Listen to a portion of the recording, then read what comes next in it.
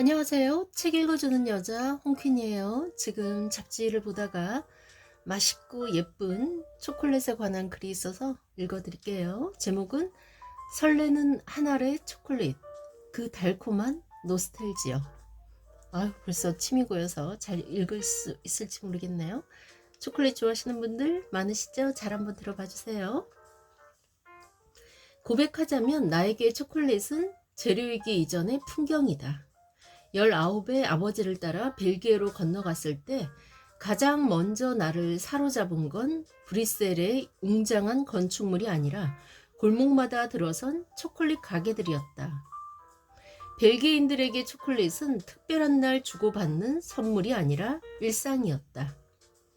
장례식장에서도 나눠 먹고 일요일 오전이면 동네 쇼콜라티에에게 프랄린 멸화를 사러 가는 게 자연스러운 나라.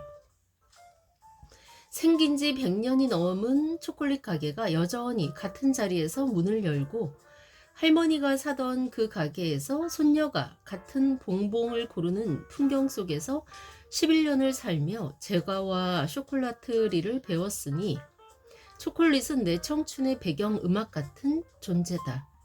지금 서촌에서 오프띠베르를 운영하면서 디저트 메뉴에 초콜릿을 안 쓸 수가 없는 이유이기도 하다. 메르베유 위에 슬라이스한 초콜릿을 올릴 때마다 벨기에 시골 마을의 파티스트리에서 보았던 그 투박하고 정직한 과자들이 떠오른다. 초콜릿의 역사를 거슬러 올라가면 중앙 아메리카에 도착한다. 기원전 1500년경 올메카 문명이 카카오 열매를 으깨 음료로 마신 것이 시초로 마야인들은 신의 음식이라 불렀고 아즈텍에서는 카카오 콩이 화폐로 통용되었다. 16세기 스페인 정복자 에르난 코르테스가 유럽에 카카오를 가져왔을 때 그것은 쓰디 쓴 음료였으나 설탕을 넣어 달게 만든 건 유럽인들의 발명이다. 이후 17세기 프랑스 궁정에서 한 초콜릿이 귀족의 아침 음료가 되었고 19세기 산업혁명과 함께 고체 초콜릿이 탄생했다. 1912년 벨기에의 장 노이하우스가 속이 빈 초콜릿 껍데기에 가나슈나 프랄린을 채워 넣는 봉봉 쇼콜라를 발명했는데 이것이 오늘날 우리가 아는 고급 수제 초콜릿의 원형이다. 한국에 초콜릿이 들어온 건 19세기 말 저고령당이라고 음차에 불렀다는 기록이 있고 러시아 공관원이 명성 황후에게 양과자와 함께 선물했다는 이야기도 전해진다. 하지만 대중에게 초콜릿이 본격적으로 퍼진 건 6.25 전쟁 전후로 김미 초콜릿도를 외치며 미군을 쫓아다니던 아이들의 모습은 우리 부모 세대의 공통된 기억일 것이다. 이후 1968년 혜태제과와 동양제과가 기술 제휴를 통해 국산 초콜릿 생산을 시작했고 1975년 롯데제과가 가나 초콜릿을 출시하면서 초콜릿은 본격적으로 대중 간식의 반열에 올랐다. 가나 초콜릿은 지금까지 현역인 최장수 초콜릿이기도 하다. 이후 2월 14일 발렌타인데이가 정착되면서 초콜릿은 고백의 도구라는 상징성까지 얻었는데 이에 화답하는 풍습인 화이트데이는 1978년 일본 전국 사탕 과자 공업 협동조합이 기획한 것이 1980년대 한국에 건너온 것이다. 그렇군요. 흥미로운 건 조선시대에도 이와 비슷한 풍습이 있었다는 사실이다. 경침 무렵 가을에 주워놓은 은행을 남녀가 함께 까먹으며 사랑을 확인했다고 한다. 은행나무 암수가 가까이 있어야 열매를 맺는 데서 연유한 풍습이라니 동서양을 막론하고 봄은 사랑의 계절인 모양이다.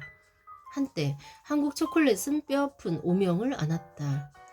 시중 초콜릿 대부분 카카오 버터 대신 팜유를 사용한다는 사실이 알려지면서 가짜 초콜릿 논란이 일었고 한국 초콜릿은 개가 먹어도 안 죽는다는 자조 섞인 농담까지 떠돌았다. 유럽에는 카카오 버터가 없으면 초콜릿으로 분류조차 하지 않는 나라가 많지만 한국에서는 팜유와 향료만으로 만든 제품도 버젓이 초콜릿이라는 이름을 달고 팔렸다. 그러나 그 사이 서울 곳곳에서 진짜 초콜릿을 만들겠다는 장인들이 하나 둘 자리를 잡기 시작했고, 지금은 세계 어디에 내놓아도 손색 없는 수제 초콜릿 만드는 쇼콜라티에들이 서울의 골목을 지키고 있다. 서울의 수제 초콜릿 신을 이야기하려면 두 이름을 빼놓을 수 없다. 강남의 삐아프, 그리고 강북의 카카오 봄이다. 10여 년 전만 해도 이 두 곳이 서울 초콜릿 지도를 양분하고 있었다. 당시 삐아프가 모던하고 세련된 스타일을 선보였다면 카카오 봄은 벨기에 클래식을 고수하는 정통파였다. 세월이 흐르며 둘의 포지션은 묘하게 바뀌어 카카오 봄의 고영주 대표는 현재 마포에서 용산으로 자리를 옮겨 클래스 운영에 무게를 싣고 있고, 오히려 삐아프가 서울에서 클래식 초콜릿 매장의 대명사로 자리매김했다. 수년 전 방송 촬영 때 인연을 맺은 삐아프의 고은수 쇼콜라티에와는 이번 취재를 계기로 다시 만나게 되어 무척 반가웠다. 신사동 골목 안쪽 주택가에 고고하게 자리를 지키고 있는 매장 문을 열면 에디트 피아프의 샹송이 흘러나오는데 그 이름처럼 사랑의 노래가 감도는 공간이다. 보석처럼 가지런히 진열된 봉봉 쇼콜라를 직원이 은 접시에 하나를 올려주는 모습이 마치 세상에서 가장 귀한 것을 다루는 의식 같다. 서울대 컴퓨터공학과를 그만두고 초콜릿의 달콤한 세계에 빠져 에콜 르노트르에서 수학한 고은수 쇼콜라티에는 2011년 매장 문을 연 뒤 초콜릿 하나만으로 14년 동안 한 길을 걸어왔다. 커피도 없고 오직 초콜릿만 판다. 요즘 한국 디저트 씬은 초콜릿의 변주가 한창이다. 두바이 초콜릿 열풍에 이어 지금은 카다이프와 피스타치오를 마시멜로 반죽으로 감싼 두바이 쫀득 쿠키, 이른바 두쫑크가 전국을 강타 중이다. 오픈런의 품절 대란, SNS 인증까지 초콜릿이라는 재료가 이토록 다양한 형태로 변주되고 있는 시대. 그러나 고은수 쇼콜라티에는 이런 유행에 흔들리지 않고 묵묵히 클래식 봉봉과 프랄린의 세계를 지킨다.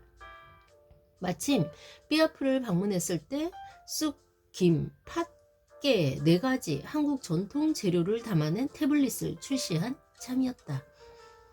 클래식을 고수하면서도 한국의 맛을 초콜릿 언어로 옮기는 시도, 이런 것이 진짜 변주가 아닐까 생각해본다. 좋은 초콜릿 고르는 법은 의외로 간단하다. 먼저 눈으로 본다.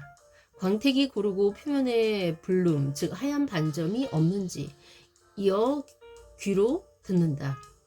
쪼갤 때 딱 하고 깨끗하게 부서지는 소리, 이것을 스냅이라 하는데 템퍼링이 잘 된 초콜릿이라는 증거다.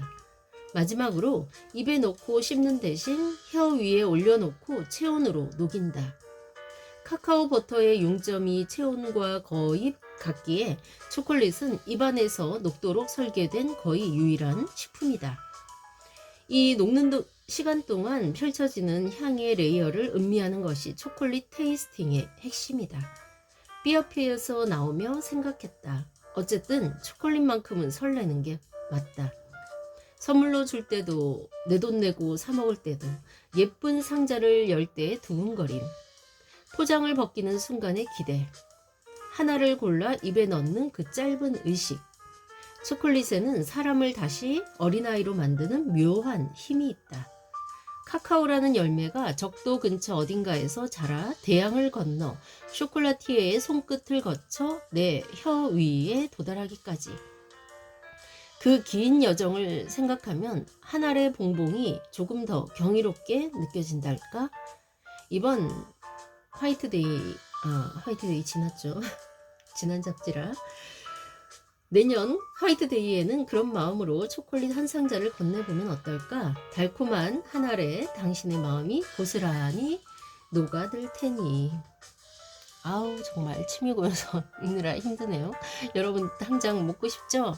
오늘 꼭 초콜릿 사드시는 달콤한 하루 되시길 바라면서 옆에 나와 있는 알아두면 쓸모있는 초콜릿 언어 읽어볼게요. 템퍼링. 템퍼링은 초콜릿을 녹인 뒤 특정 온도까지 냉각했다가 다시 올리는 과정. 카카오 버터의 결정 구조를 안정시켜 광택과 스냅을 만든다. 잘 템퍼링된 초콜릿은 입 안에서 부드럽게 녹으면서도 손에서는 쉽게 녹지 않는다. 아, 그렇군요. 그 다음 봉봉 쇼콜라. 봉봉 쇼콜라는 한입 크기의 초콜릿으로 껍데기, 즉 쿡 안에 가나슈, 프랄린, 캐러멜 등 다양한 필링을 채운 것. 화이트데이 선물의 정석. 맛이 약한 것. 화이트 밀크부터 강한 것, 다크 순으로 부재료가 없는 것부터 견과류, 과일, 향료, 술이 든 순서로 맛보면 각각의 맛을 선명하게 느낄 수 있다. 다음은 프랄린. 프랄린은 캐러멜화한 설탕에 아몬드나 헤이즐넛을 섞어 곱게 간 것. 1912년 벨기에에서 탄생한 봉봉 쇼콜라의 대표적인 필링으로 견과류의 고소함과 캐러멜의 깊은 단맛이 어우러진다. 벨기에 초콜릿의 정체성과 같은 존재. 아, 그렇군요. 그 다음 마지막 가나슈. 가나슈는 초콜릿과 생크림을 요하해 만든 부드러운 크림. 비율에 따라 트러플처럼 부드러울 수도, 단단한 센터가 될 수도 있다. 여기에 과일, 퓨레, 차, 향신료, 술 등을 넣어 무한한 맛의 변주가 가능하다. 아, 그렇군요. 자, 그 다음 옆 페이지 서울에 초콜릿 장인이 있는 곳 세 곳이 소개되어 있네요. 첫 번째, 아까 소개해드린 삐아프. 고은수 초콜라티에가 운영하는 이곳은 국내 초콜릿 애호가들 사이에 교과서로 통한다. 2012년부터 블루리본을 연속 수상했고 서울 미식 백선에도 5년 연속 이름을 올렸다. 매 시즌 선보이는 창의적인 패키지와 정교한 맛의 밸런스로 유명하며 특히 매년 발렌타인 한정판 세트는 삐케팅이라는 말이 생길 만큼 인기가 높다. 프랑스 발로나 초콜릿을 베이스로 유자, 천일염, 산초 등 독특한 재료를 결합해 깊은 풍미를 완성한다. 초콜릿 하나하나에 담긴 완벽주의를 경험하고 싶다면 시그니처 메뉴인 천일염 초콜릿을 추천한다. 아, 맛있겠네요. 당장 가고 싶습니다. 그 다음 나온 곳이 17도씨. 카카오의 온도를 기억하는 공간. 초콜릿이 가장 아름다운 상태를 유지하는 온도 17도씨. 아, 그렇군요. 그 숫자를 상으로 내건 초콜릿 바는 2014년 연남동에 문을 열었고 발로나 서클 V 골드 인증을 받은 몇 안 되는 국내 매장 중 하나다. 이곳의 진짜 매력은 선택의 깊이에 있다. 초콜릿 음료만 4단계로 달콤한 맛부터 묵직하고 진한 맛까지 선택이 가능하다. 여름이면 등장하는 초콜릿 빙수는 매년 오픈 시즌을 기다리는 팬이 있을 정도. 카카오 함량과 원산지별로 구성된 다양한 초콜릿 라인업으로 카카오 본연의 맛을 음미할 수 있다. 아, 그렇군요. 그 다음 마지막 쇼콜라티크. 연희동 골목의 작은 유럽이란 있네요. 연희동 성당 근처 간판이 없어도 단골을 찾아오는 초콜릿 가게. 이태희 쇼콜라티에가 홀로 운영하는 이 1인 공방은 합성 첨가물 없이 100% 수작업만을 고수한다. 계절마다 라인업이 바뀌는데 직접 끓인 캐러멜에 소금을 더한 소금 캐러멜 초콜릿은 사계절 변하지 않는 시그니처. 우유에 녹여 먹는 초콜릿과 마시멜로를 4회분으로 구성한 핫초코 키트도 인기다. 콰트로 에피스 봉봉은 계피, 정향, 후추, 생강이 초콜릿 안에서 이국적인 화음을 이루는 이곳에서만 만날 수 있는 맛이다. 아, 그렇군요. 네, 여기에 소개된 신사동, 연남동, 연희동 세 군데 당장 가서 맛보고 싶네요. 네, 맛있는 초콜릿 가게도 소개해드렸고 알아두면 쓸모있는 초콜릿 언어도 읽어드렸고 이제 가는 일만 남았습니다. 초콜릿 좋아하시는 분들 한 분은 방문해 보시고 여기 소개된 곳 말고도 맛있는 초콜릿 가게들이 많겠죠. 여러분이 아는 맛있는 초콜릿 가게도 댓글로 남겨주시면 좋겠습니다. 아, 이제 자꾸 침이 고여서 그만 봐야겠습니다. 자, 이 맛있는 글을 써주신 분은 박준우 셰프인데 기자라고 부르길 원한다네요. 자, 지금까지 맛있는 글 읽어주는 여자 홍퀸이었습니다. 감사합니다.